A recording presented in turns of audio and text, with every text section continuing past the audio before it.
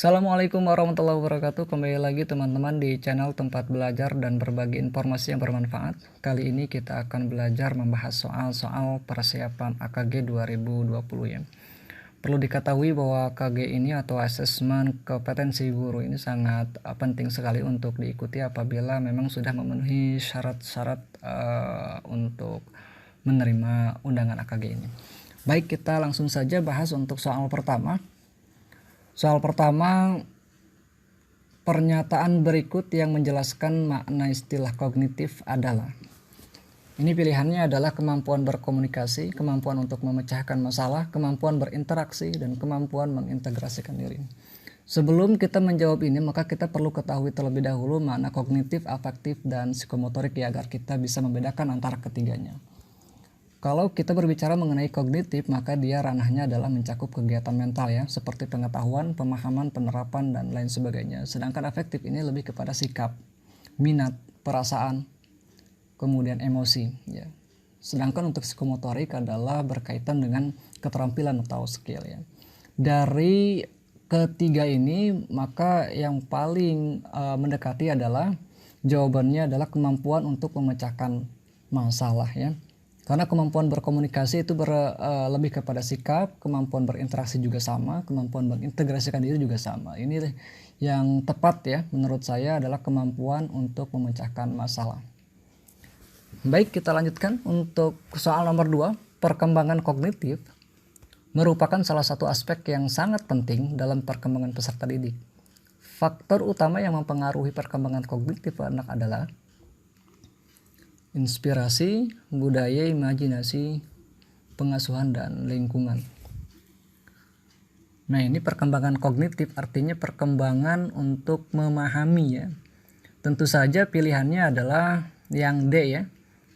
Ini berkaitan dengan bagaimana anak itu bisa memahami, mengetahui itu dengan adanya pendidikan ya, atau pengarahan, serta juga lingkungan. Mereka mendapatkan informasi dari berbagai lingkungan yang ada di sekitarnya ya.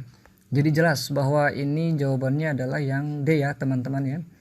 Jadi bukan dari inspirasi, bukan juga dari imajinasi, bukan juga dari budaya. Ini berbicara mengenai kognitif ya.